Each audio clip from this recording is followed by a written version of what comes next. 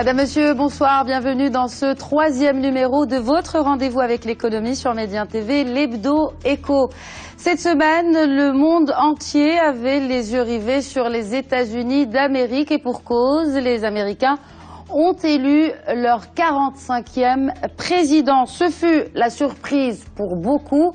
Donald Trump est sorti gagnant de cette élection présidentielle. Quels effets du programme de Donald Trump sur l'économie américaine? En quoi la victoire de ce magnat de l'immobilier pourrait-elle impacter l'échiquier mondial, l'échiquier économique mondial? Et quelles sont les conséquences de son élection sur les échanges commerciaux? Pour répondre à ces questions et à beaucoup d'autres, j'ai le plaisir de recevoir sur ce plateau aujourd'hui Anna Jacobs. Bonsoir. Bonsoir. Bienvenue. Vous êtes professeur, chercheur en sciences politiques. Également sur ce plateau, Monsieur Gabriel Bannon. Vous êtes consultant international. Bonsoir. Bonsoir. Bienvenue. J'ai le plaisir également de recevoir sur ce plateau Monsieur Khalid Badou, expert en communication et affaires publiques. Bonsoir. Bonsoir. Bienvenue.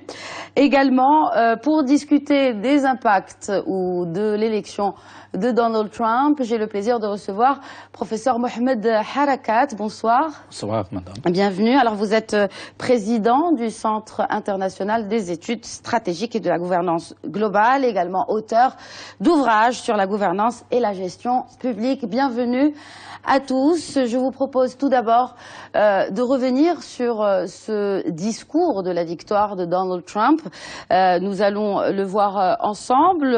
Et là, je cite, nous amorcerons un projet de croissance nationale et de renouveau. Ça arrivera, nous avons un merveilleux plan économique, nous doublerons notre croissance et aurons la plus forte économie du monde. Vous pouvez suivre sur l'écran derrière. Parallèlement, nous collaborons avec toutes les nations qui voudront collaborer avec nous. Nous aurons de grands liens. Je tiens à dire au reste du monde que même si nous plaçons les intérêts des États-Unis en premier, nous traiterons de façon juste avec chacun, avec tous les peuples et toutes les autres nations. Nous chercherons les consensus, pas l'hostilité, les partenariats, pas les conflits. Dixit Donald Trump, le nouveau président américain. Une réaction, madame, messieurs? Madame, d'abord. Tout d'abord, je vous remercie pour votre invitation. Je pense en fait que le problème, c'est qu'on ne peut pas vraiment confiance à ce que dit M. Trump. C'est vraiment complètement en opposition avec tout ce qu'il a dit pendant la campagne, la xénophobie, le racisme et le protectionnisme qu'il n'a pas cessé de répéter. Donc, sa campagne s'est concentrée sur ces questions. Donc, mon problème, c'est que je ne peux pas faire confiance à ce qu'il dit. J'espère qu'il le pense réellement. Quand vous dites « je ne fais pas confiance à ce qu'il dit », c'est dans son programme ou dans ce discours de victoire, Madame Jacobs? Je pense à les deux, en fait. Il a tellement été en contradiction quand il parle sur le plan économique. Il parle, par exemple, des intérêts. Il parle des fois, c'est des taux plus élevés, des taux moins élevés. Donc, il est vraiment difficile pour nous d'avoir une idée sur ce qu'il veut faire. Donc, il dit, je vais faire ceci, je vais faire en sorte que cela se produise, mais il ne donne jamais le comment. Comment est-ce qu'il va faire? Et l'économie est dans des situations difficiles. Donc, comment est-ce qu'il va pouvoir faire face? Comment est-ce qu'il va coopérer avec les autres pays? Justement, nous allons juste rappeler un peu les chiffres de l'économie américaine. Nous savons que l'économie américaine est sortie de récession en 2009. Le taux de chômage est passé de 12% en 2010 à 4,9% en 2016. Mais voilà, ces 2 dernières années, nous remarquons un ralentissement de cette économie américaine et également un repli sur soi de l'économie américaine. Monsieur Oui. Monsieur Harakas, je vous en prie. Moi, je rejoins l'idée émise par Madame Anna lorsqu'il a parlé de la différence entre ce qui était déclaré dans le cadre d'un programme électoral et la réalité. Et vous l'avez remarqué dans le discours de victoire, l'accent a changé, étant donné qu'un programme électoral se diffère d'un programme de la réalité. Et c'est pour cela qu'il faut qu'on fait attention entre ce qui était déclaré et ce qui va être réalisé. Le discours de campagne et la réalité. Monsieur Bannon. Non, je suis tout à fait d'accord sur ce point. On ne peut pas juger l'homme uniquement sur sa campagne électorale. En campagne électorale, on se permet beaucoup d'à peu près, on n'est pas toujours très précis, parce que l'objectif n'est pas d'étaler ses connaissances, mais de convaincre la masse, ce qui n'est pas la même chose. Alors, ce qu'il a réussi. Oui, bien sûr, il a parlé, il a dit, et il a dit ce que la population voulait entendre. Et c'est ça a été sa force. C'est que il a dit tout haut ce que, j'allais dire, les 3/4 des citoyens américains pensent du système, des hommes politiques de métier, parce que c'est devenu un métier. D'ailleurs, en Europe aussi, on a le même problème. Des élites politiques et économiques, finalement, qui sont loin des besoins de la population. Exactement, ils se coupent, au fur et à mesure, ils se coupent complètement de la population. Mais je serai moins sévère sur le programme qu'il a annoncé, parce que on pense que le président américain, c'est quelqu'un de ultra puissant. Et les Américains, leurs présidents ne viennent pas après une royauté comme en France. En France, le président de la République est beaucoup plus près d'un roi, d'une puissance réelle, que le président des États-Unis. La Constitution américaine a très bien équilibré les pouvoirs. Oui.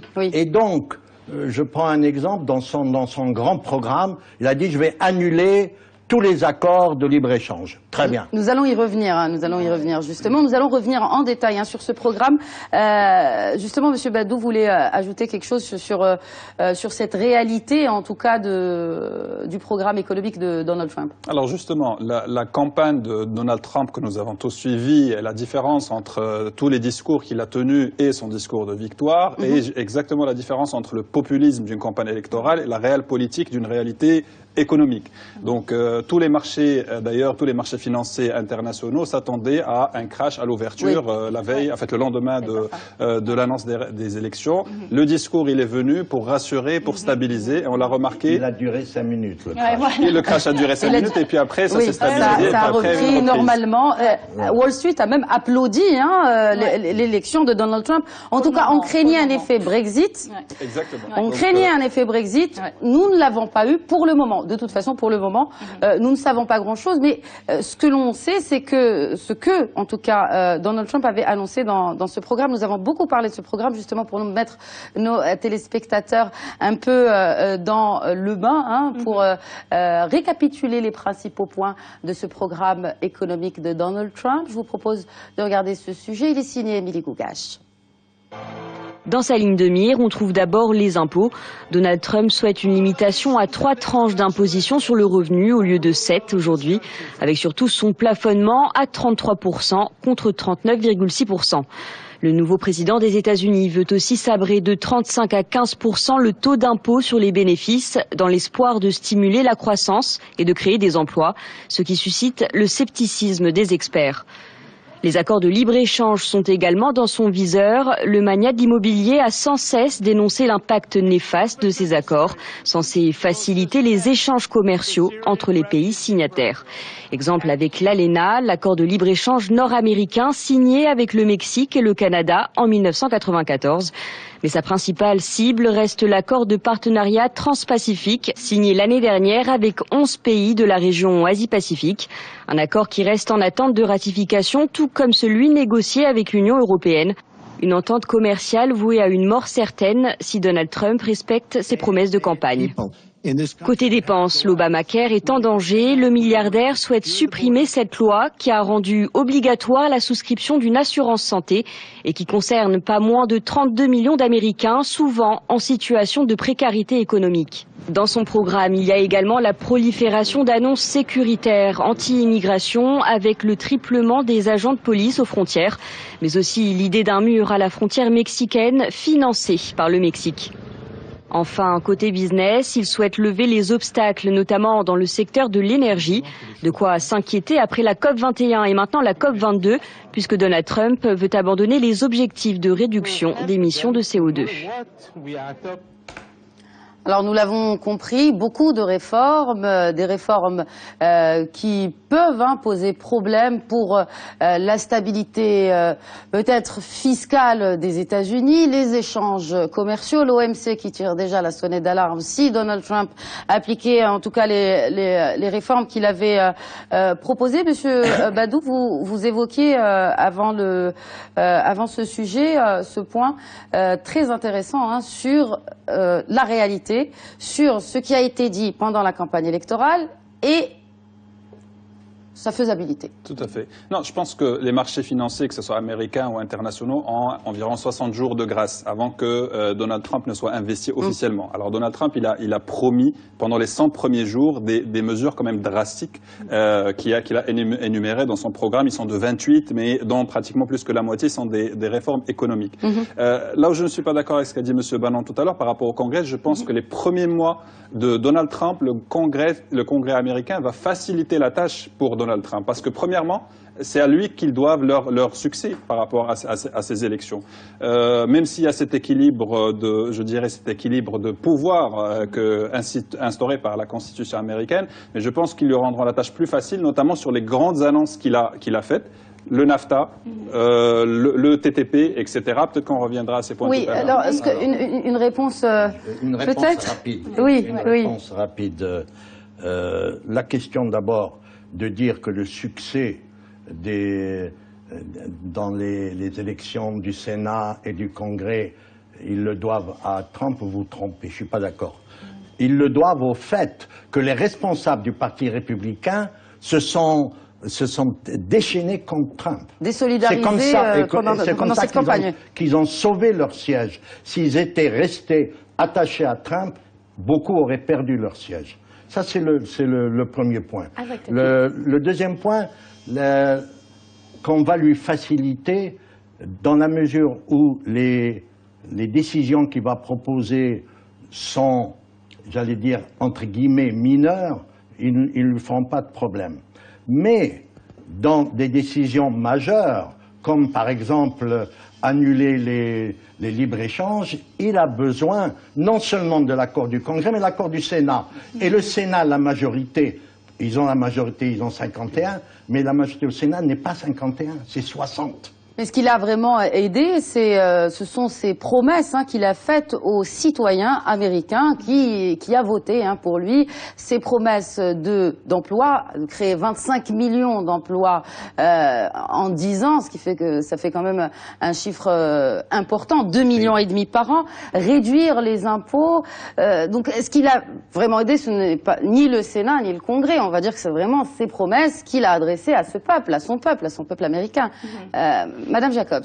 Yes, I just wanted to make sure that, for everyone that's watching, it's also very clear that que les choses sont claires. En fait, Hillary Clinton a gagné le vote populaire en termes de voix. Donc ça, c'est une première chose. La deuxième chose, c'est que bien que les républicains continuent à avoir le pouvoir dans le Sénat et le Congrès, la majorité du Sénat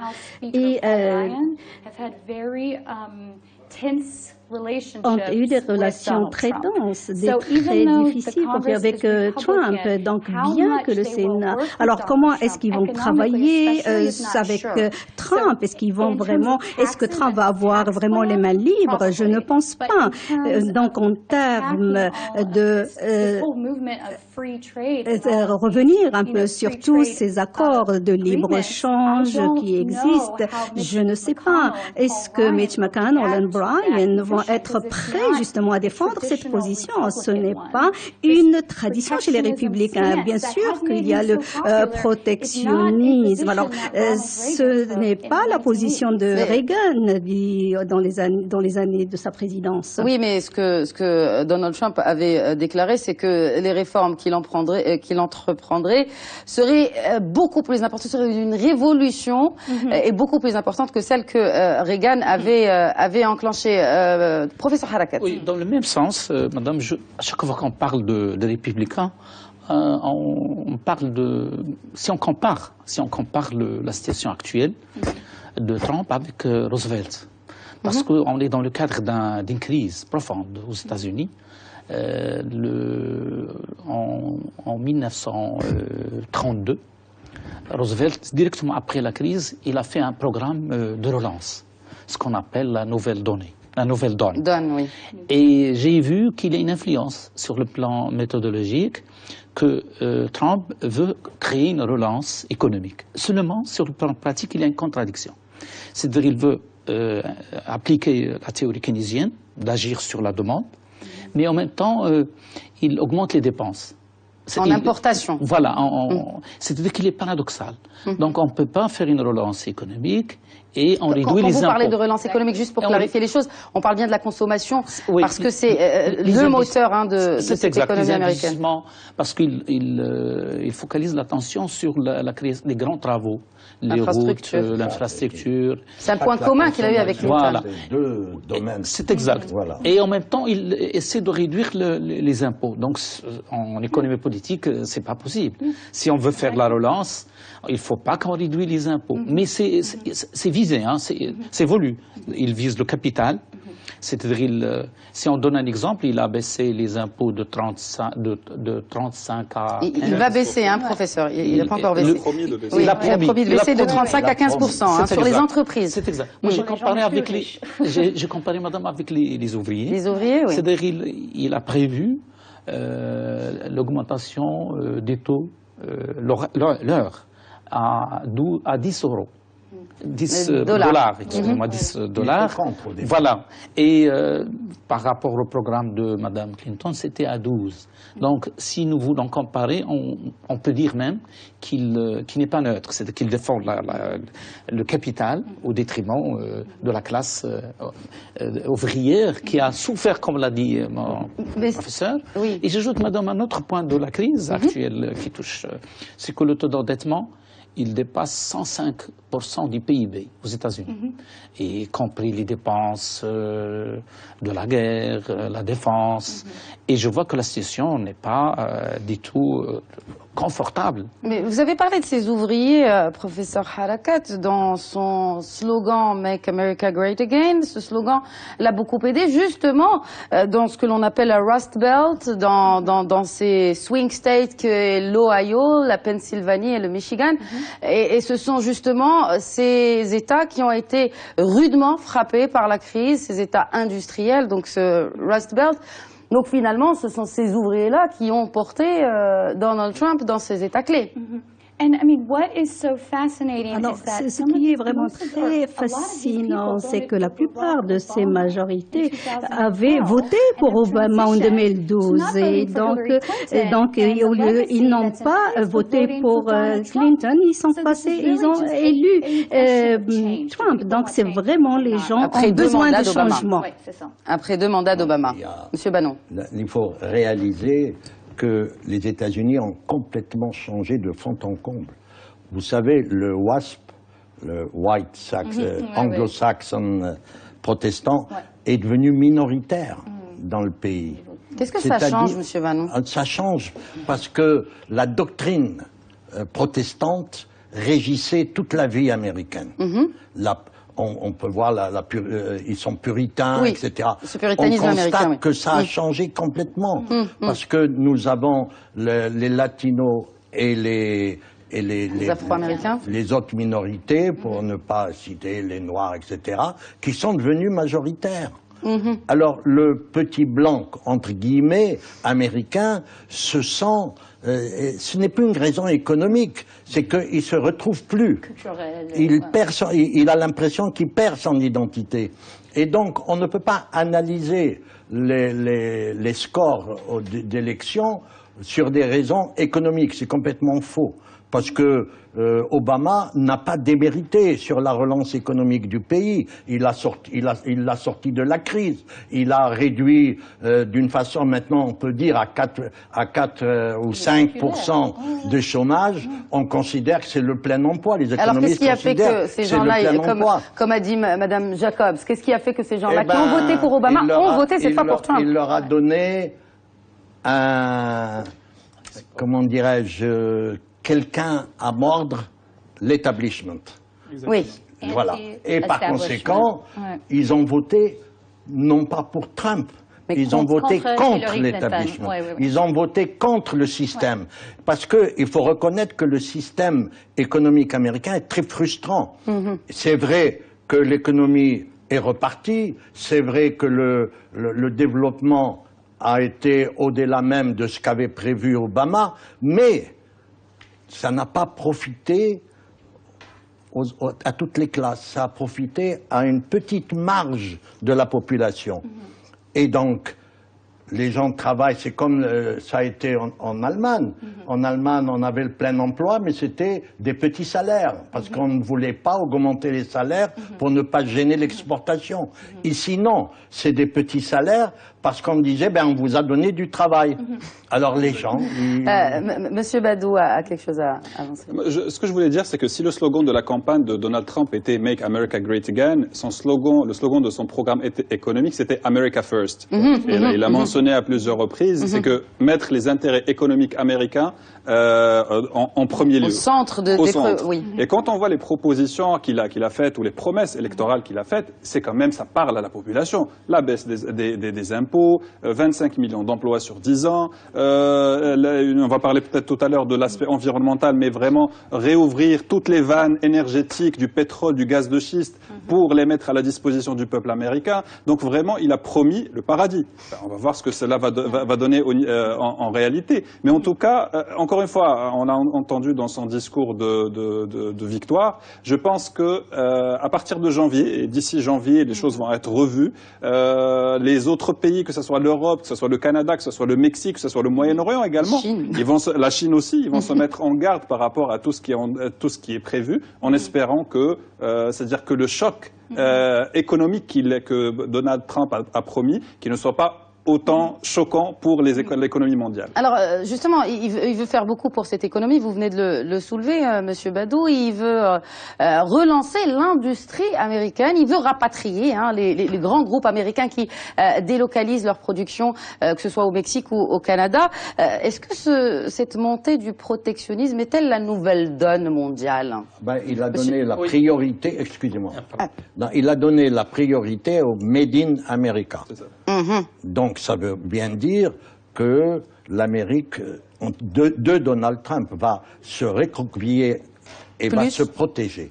Et ça, ce n'est pas sans conséquence, s'il le fait vraiment, ce n'est pas sans conséquence sur l'économie mondiale, sur les échanges internationaux. Le sujet aujourd'hui n'est pas de parler de la politique étrangère qu'il va faire, parce qu'on parlait du Moyen-Orient, etc. Il ne va pas revenir au Moyen-Orient. Le basculement qu'a fait Obama, il le continuera. Ils ont basculé vers le Pacifique et c'est là où se trouve le problème parce qu'ils ont à se mesurer avec une puissance économique énorme qui s'appelle la Chine.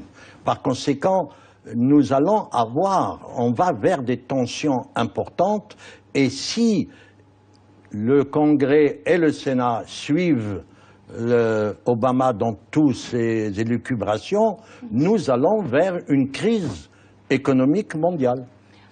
Professeur Harakat, oui, j'ajoute dans le même sens, parmi les promesses qui ont été données par Trump, la création de 25 millions de postes de travail à l'horizon de 10 ans.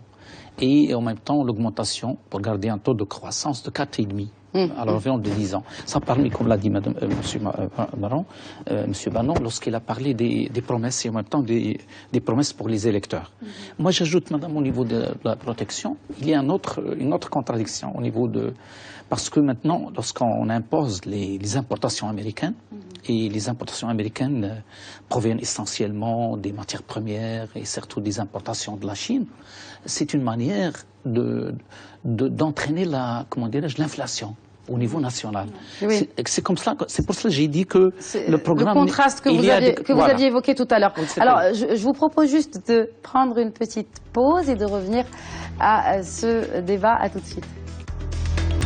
Bonsoir et bienvenue si vous nous rejoignez à ce 3e numéro de l'Hebdo Écho que nous consacrons aujourd'hui à l'impact économique de la victoire de Donald Trump à l'élection présidentielle américaine. Juste avant la pause, nous parlions de l'impact sur l'industrie américaine avec toutes ces réformes que M. Trump a proposées lors de sa campagne électorale. Mais voilà, on le rappelle aussi dans son discours de victoire, il a dit qu'il allait s'ouvrir sur le monde et que il allait certes servir les intérêts des États-Unis en premier, mais qu'il traiterait de façon juste avec chacun. Je cite Trump d'ailleurs ici, qu'il cherchait le consensus, pas l'hostilité, ce qui nous amène à parler justement du commerce international américain. Alors, nous l'avions évoqué tout à l'heure justement, cet accord de libre-échange, ces accords de libre-échange que M. Trump veut revoir de fond en comble ou au moins renégocier. Madame Jacobs. Well, I want to talk about Michigan. Je voudrais revenir à Michigan, le Wisconsin et la Pennsylvanie et cette région. Et comment est-ce que ces propos sur justement les accords de libre-échange étaient importantes parce que pourtant c'était des personnes qui ont perdu leur travail, notamment dans l'industrie. Donc il ne s'agit pas tellement de la migration comme on l'aurait peut-être pensé. Les États qui étaient les plus contestataires, c'était la Pennsylvanie, le Michigan, le Wisconsin.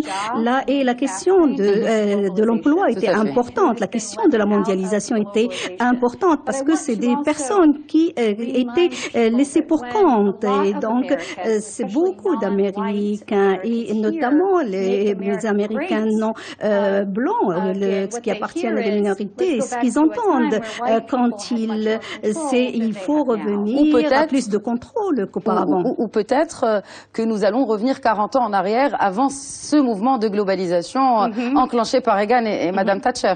Yeah, absolutely. En effet, vous avez tout à fait raison. C'est ce qui fait d'ailleurs peur, c'est que Trump voudrait faire une politique, la politique de Reagan, de Thatcher, et essayer de l'appliquer. Donc, il voudrait imposer, en fait, ces choses. Par exemple, la question de libre-échange. Il voudrait revenir sur ça. Donc, comment est-ce qu'il va pouvoir changer l'économie en baissant les impôts? Et comment est-ce qu'il va pouvoir financer tout ça? Et comment est-ce qu'il va déréglementer tout ça? Quand il parle de la déréglementation, et c'est ce qui était à la base de la crise économique, de la crise financière et bancaire. Donc alors quand il parle de déréglementation, moi je ne comprends absolument pas. Comment est-ce qu'on va éviter une autre crise mondiale économique? En se basant, bien sûr, je le rappelle, sur ces promesses de campagne que M. Bannon a clairement spécifié tout à l'heure, qui diffèrent entre le discours de campagne électorale et la réalité.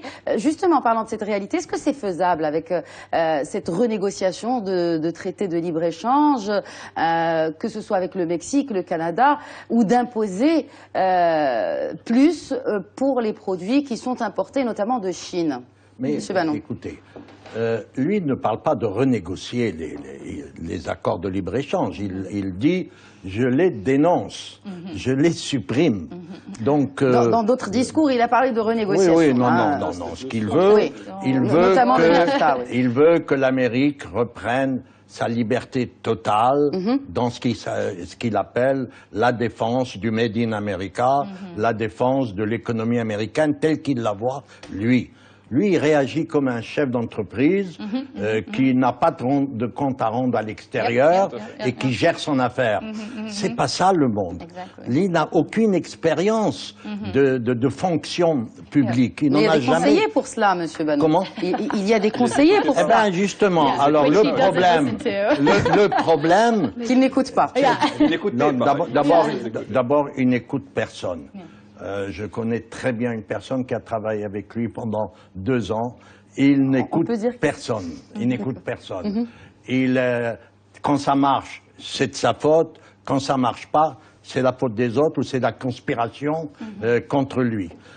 Il a un ego démesuré, mais je crois que restons dans la technique de l'économie. Le personnage, tout le monde, toute la presse, tout le monde en a parlé de long en large. Mais s'il veut relancer, parce qu'il pense qu'en annulant les accords, en les renégociant, si vous voulez, ça va permettre à l'économie de repartir.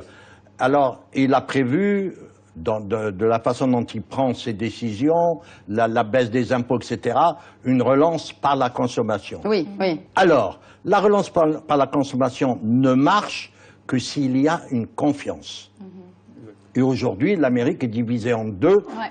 Il y a une partie qui chante la joie d'avoir gagné et une partie qui a la nausée, qui est écœurée, elle est loin d'avoir... 60%. Non, c'est pas essentiellement démocrate. C'est pas. Non, démocratiquement, c'est-à-dire, ce que je veux dire, c'est que ces Américains je ne veux pas élu, porter de jugement sur l'aspect politique. Je dis simplement, l'Amérique est divisée en deux et on est loin d'avoir la confiance. Parce que quand il n'y a pas la confiance, vous aurez beau injecter de l'argent dans la population, elle ne les dépense pas. Elle l'épargne parce qu'elle a peur du lendemain. Alors c'est pour ça, ça ne peut marcher que s'il réinstaure la confiance. Il faut qu'à ce moment-là, il réunifie l'Amérique et ça, c'est pas pour demain. On verra. Monsieur Vallon. Monsieur Badou a quelque chose à ajouter. Ce que je voulais dire, c'est que s'il y a deux pays qui tremblent aujourd'hui et qui ont été directement visés par la campagne de Donald Trump, c'est la Chine et c'est le Mexique. On l'a dit tout à l'heure. La Chine, ça tombe très mal parce que... La Chine ne tremble pas, il ne faut pas exagérer. La Chine et les exportations chinoises, elles sont en récession de moins 7,3%. C'est un essoufflement de l'économie. Depuis l'arrivée. Donc encore plus, si elle est visée par des mesures de l'administration américaine, que ce soit pour le offshoring de la production ou alors par rapport aux importations américaines de la Chine, ça va faire que la récession serait encore plus grave au niveau du marché mexicain, au niveau du marché chinois. Je m'excuse de vous interrompre, mais il va se heurter à un problème majeur. Et c'est là où commence la réalité. La Chine est la plus grande détentrice des banques trésors américains. Oui, de dette américaine. Donc on ne peut pas tellement facilement attaquer la Chine. Professeur Harakat, il finit son idée et puis on vient à vous. Le deuxième, c'est le Mexique justement. Le Mexique pour qui les exportations vers les États-Unis représentent plus que toutes les exportations pour les 15 autres pays qui viennent derrière les États-Unis. 13%, oui. Voilà, ce qui veut dire qu'aujourd'hui, et bon, Monsieur Donald Trump, ce qu'il a promis d'imposer, c'est 35% sur les productions des sociétés américaines qui utilisent de la main-d'œuvre mexicaine, c'est-à-dire qui font du offshoring, qui fabriquent et qui réexportent aux États-Unis. Ce qui veut dire qu'aujourd'hui, sans parler bien sûr du problème de la construction du mur à la frontière, etc. Donc ces deux pays-là déjà, avant de parler du NAFTA, avant de parler du TTP, sont déjà les plus menacés. Maintenant, c'est là où je reviens à ce que vous avez dit tout à l'heure. Effectivement, ça ne va pas être aussi facile que ça, si ce n'est qu'au niveau des traités qui sont déjà plutôt des points forts que détiennent, que ce soit la Chine ou le Mexique, parce que quand même, avoir 2 millions, plus que 2 millions de personnes qui vivent aux États-Unis, voire même plus, et qui peuvent manifester à n'importe quel moment, on ne peut pas les virer très rapidement. C'est de l'instabilité sociale, c'est de l'instabilité politique, donc il y aura encore des calculs à faire. Monsieur Harakat. Oui, moi je pose le problème autrement. Je vois qu'un président des États-Unis travaille dans le cadre constitutionnel, parce que la Constitution américaine elle est plus ancienne, elle remonte à 1787, et en même temps il est marqué par la séparation de pouvoir.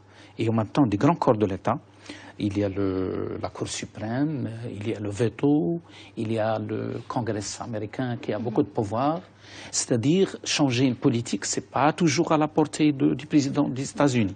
C'est-à-dire, c'est pour cela que je considère qu'il y a une différence entre le programme électoral et la réalité. Et comme vous l'avez dit, madame, il y a un moment, vous avez dit est-ce qu'il n'a pas de conseiller? Le président des États-Unis, il a, en plus des experts spéciaux, il a également des experts en plein temps, 140 experts qui peuvent corriger, qui peuvent adapter, et en même temps pour ajuster le programme. Parce que le programme n'est pas encore, ce sont des prévisions, n'est pas encore définitive est mise. Il y a un problème plutôt opérationnalisation.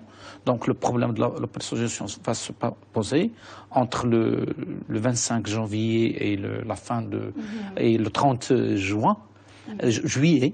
Parce que le Congrès travaille seulement entre le 3 janvier, mais c'est exceptionnel cette année, il va commencer le 25, et il termine le 30. Et en même temps, il y a ce changement, c'est-à-dire qu'il y a des commissions qui travaillent en plein temps et qui peuvent voir comment on peut conseiller le président, quelles sont les choses qui peuvent passer. Mais il y a toujours des acquis pour les États-Unis, parce que les accords d'échange, généralement, sont... Ils sont plus profitables pour les États-Unis que pour les autres pays. De toute façon, c'est bien vissé, comme nous en parlions tout à l'heure avant l'émission. Justement, malheureusement, nous n'avons pas beaucoup le temps. Nous allons parler des échanges, vu qu'on parle d'échanges commerciaux entre les États-Unis et le Maroc. Il y a cet accord de libre-échange où le Maroc est nettement, je ne dirais pas déficitaire, en tout cas dans les échanges, mais désavantagé complètement. Donc, bon, finalement, ça ne change pas grand-chose pour nous. Non, on a demandé d'ailleurs de revoir certaines parties de cet accord. Il est temps, parce que les choses ont bien changé, bien évolué chez nous depuis la signature. Il est difficile, comme on l'a dit tout à l'heure, de se battre, même avec un accord de libre-échange, contre des normes et des réglementations imposées à l'entrée. Alors, on ne paye pas de taxes, vous êtes libre d'exporter, mais il faut répondre à notre nomenclature. C'est la meilleure façon de protéger un marché. Les Américains l'ont toujours fait. Oui. Alors, vous savez, c'est pas Trump qui va changer ça, loin de là. Il va accentuer. Vous savez, ou peut-être pas, que le fait d'utiliser le dollar vous rend justiciable des tribunaux américains. C'est une règle américaine. Mais est-ce que ce protectionnisme, juste rapidement, est-ce que ce n'est pas une nouvelle loi mondiale? J'ai posé la question tout à l'heure. Il y a eu le Brexit, il y a eu l'Allemagne, la chancelière allemande qui intervient dans la vente de 2 entreprises familiales de grands groupes industriels allemands pour les Chinois. Ça a été stoppé. Est-ce que nous ne retournons pas vers un protectionnisme mondial et que les États-Unis d'Amérique ne font pas exception? Madame Jacobs. En fait, je pense que c'est une tendance mondiale, c'est un peu partout. Et avec les élections américaines et la victoire, je pense que le protectionnisme était peut-être clair, beaucoup plus explicite au niveau du discours, au niveau du langage, peut-être un peu moins que dans la Grande-Bretagne. Et donc, je pense que cette tendance, il faut la garder en tête. Bien sûr, l'économie ne peut pas être comparée avec celle de Grande-Bretagne, mais ou d'autres économies d'Europe. Mais quand on parle du marché mondial, notamment le marché, par exemple, asiatique, il y a eu des problèmes. Nous l'avons ressenti hier. Donc, il y a des préoccupations concernant évidemment des futurs. Et donc, les investisseurs étaient assez préoccupés et c'est ce que nous avons remarqué dans les différents marchés, notamment les marchés asiatiques. Alors, ce que je pense, c'est que ce que nous allons voir, c'est que il va y avoir peut-être des fluctuations, certainement, et je pense que cela est mauvais même pour les investisseurs, parce que comme tout le monde le dit, si vous n'avez pas la confiance nécessaire, si vous vous préoccupez de marché, bien que vous réduisez les impôts, les taxes, cela ne va rien donner et c'est un vrai problème. Il y a un autre aspect sur lequel je voudrais revenir lorsqu'il s'agit du Mexique, c'est qu'il y a eu une baisse de la monnaie hier du peso et c'est aussi un mauvais signe. Donc, je pense que Trump a déjà rencontré le président du Mexique et il y avait beaucoup de tensions. Je pense qu'en fait, quand il s'adresse aux Américains, il est très ferme, mais je pense qu'en fait, ce n'est pas la réalité de ça, parce qu'en fait, il doit vivre dans la réalité politique. Il y est maintenant. Et il y est déjà, comme vous dites, madame. Donc, il doit arrêter d'ignorer la réalité. De passer à la dernière rubrique de l'émission, Monsieur Badou, brièvement. Très rapidement, 2 points. Le premier, par rapport à la reprise de confiance, effectivement, on parle depuis 2008, nous ne sommes pas, les séquelles de la crise de 2008 ne sont pas encore terminées. C'est-à-dire que le protectionnisme que nous sommes en train de vivre aujourd'hui, c'est une résultante de la crise économique dont toutes les populations aujourd'hui sont en train d'essayer de se recentrer sur elles-mêmes. Toutes les économies essaient de se protéger. Même celles des États-Unis avant même l'arrivée de Donald Trump. Effectivement. Donc c'est l'objectif aujourd'hui, c'est de pouvoir reconstruire la maison avant de pouvoir rediscuter des affaires internationales. Deuxième point, très brièvement, vous avez parlé du Maroc. Je pense que le Maroc aujourd'hui, dans la politique étrangère américaine, ne va pas être principalement économique. La préoccupation principale serait sécuritaire, serait la lutte contre le terrorisme. Et je pense que le Maroc, qu'on soit déficitaire ou pas au niveau de l'accord de libre-échange avec les États-Unis, c'est pas une priorité pour le gouvernement Trump. Peut-être pour nous c'est le cas, mais pour le prochain gouvernement Trump, ce sera pas le cas. Alors justement, nous allons dans la foulée passer à notre rubrique des articles que vous avez choisis et que vous avez gentiment voulu partager avec nous, avec les téléspectateurs. Je viens à vous, je commence avec vous d'ailleurs, M. Bannon. Je voulais dire quelque chose avant. Pour rester dans l'édito, oui. La remarque que vous avez faite qu'en Allemagne, on a empêché 2 sociétés d'être vendues, etc. Aux Chinois, oui. Oui, mais c'est un peu partout. La réalité, d'après ce que je constate, c'est que la mondialisation a montré ses limites et que nous sommes en train de rentrer dans l'ère de la démondialisation. Donc on revient 40 ans en arrière. Ouais. Vous pouvez appeler ça 40 ans en arrière. Alors justement, l'édito que vous avez choisi du Figaro et qui porte le titre « La colère des peuples » et c'est dans la foulée de ces élections américaines. Pourquoi cet article, M. Bannon? Non, parce que il m'a frappé par le fait qu'il est sorti du cas américain pour extrapoler et montrer. Et justement, on parlait de la mondialisation et montrer que les peuples ne se retrouvent plus dans cette mondialisation et ce qui s'est passé en Amérique, ce qui va se passer peut-être en France et ailleurs, ce qui s'est passé en Autriche, c'est la révolte des peuples qui ne veulent plus de cela. Et ils ont perdu leur identité ou ils ont l'impression d'avoir perdu leur identité. Ils ne savent plus, ils sont dans un pays où il n'y a plus de frontières, etc. Alors tout cela, c'est le début de la démondialisation. Et j'ai trouvé cet article qu'il a posé le problème d'une autre façon qu'une simple analyse de l'élection présidentielle. Alors justement, Monsieur Badou, sur le HuffPost, sur le Huffington Post en anglais, ce rapport sur les millennials et qui ont créé la surprise pour cette élection américaine, qui ont créé la surprise à travers un political behavior. Une attitude politique qui a surpris. Pourquoi cette attitude politique, c'est qu'aujourd'hui, les millennials sont en train de changer le monde. Pour expliquer, les millennials, c'est la génération Y, ce qu'on appelle de 18 à 40 ans. De 18 à 35 à 40 ans. Merci de m'y avoir intégré. Donc, j'arrondis. M'a exclu. Oui, monsieur Donc, l'objectif, en fait, cet article ou cette étude, elle traite justement de ces nouveaux changements des attitudes, que ce soit dans la contribution au vote américain, parce que c'était une étude qui avait un focus sur les États-Unis, mais aussi qu'on peut extrapoler sur le monde entier. C'est une génération aujourd'hui qui n'est pas très touchée, qui n'est pas traitée par les politiques publiques, les grandes politiques publiques. Ils sont en train de métamorphoser carrément la consommation, que ce soit agroalimentaire ou tout type de produits. Le mode de vie, le style, le lifestyle est en train de se métamorphoser. Ils sont en train d'avoir leur propre style de consommation. Et donc aujourd'hui, si les politiques publiques, si les grandes orientations économiques ne prennent pas en considération cette nouvelle génération qui est en train de monter aujourd'hui, eh ben, je pense que dans 5-10 ans, ils seront vraiment dépassés et on va avoir des surprises encore plus que celles de l'élection de Donald Trump.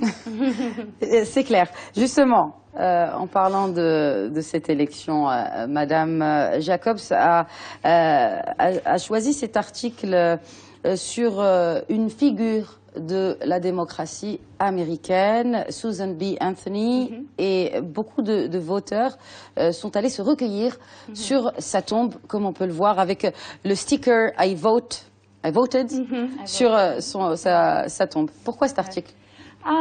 Because En effet, Hillary Clinton était donc la première candidate femme. Donc il y avait beaucoup de femmes qui espéraient justement qu'elle allait devenir la première présidente femme. Et il y avait beaucoup de raisons de son échec. Ce n'est pas uniquement parce qu'elle est femme. C'est très malheureux qu'elle n'ait pas réussi à être élue. Donc c'est vraiment une frustration pour plusieurs femmes. Mais cela se montre à quel point elle a été quand même notre héroïne. Cela ne veut pas dire que moi, par exemple, personnellement, j'aime toute sa politique, tout son programme. Non, ce n'est pas ça. Mais elle a vraiment inspiré beaucoup de femmes et beaucoup de la politique. Et donc pour nous, elle était pratiquement l'équivalent de ce que Susan Anthony avait fait pour les femmes lorsqu'il a milité pour le droit de vote. Et donc je pense qu'elle a fait énormément des choses pour les femmes, la femme américaine. Elle a ouvert la porte, en tout cas pour les autres femmes, comme Susan Anthony l'a fait en 1919. Justement, vous avez parlé, she couldn't win, elle n'a pas pu gagner. Et monsieur professeur Harakat nous a choisi un livre, et pas un article, c'est autour des vertus de l'échec. Donc l'échec n'a pas que du négatif. Oui, c'est exact. J'ai vu à travers la lecture de ce livre que l'échec il est mal perçu, soit en Europe, soit dans notre région. Et l'auteur, il veut investir l'échec pour qu'il soit positif et en même temps. Comment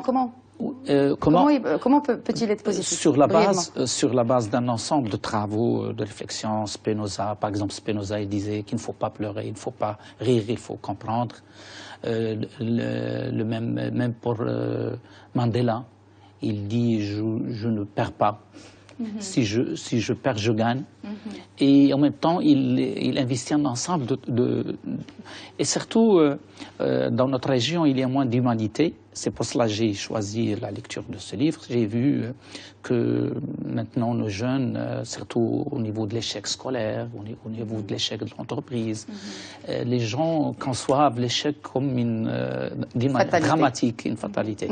Et je vois surtout que le concept d'échec doit être, comment dirais-je, développé dans les cursus universitaires, et c'est par le biais de l'enseignement des sciences humaines et de la philosophie, la sociologie, l'art, pour que les jeunes et en même temps les familles, la société investissent dans une culture de dépassement, une culture de progrès, d'innovation. Un dernier mot, Monsieur Bannon, mais vraiment un mot.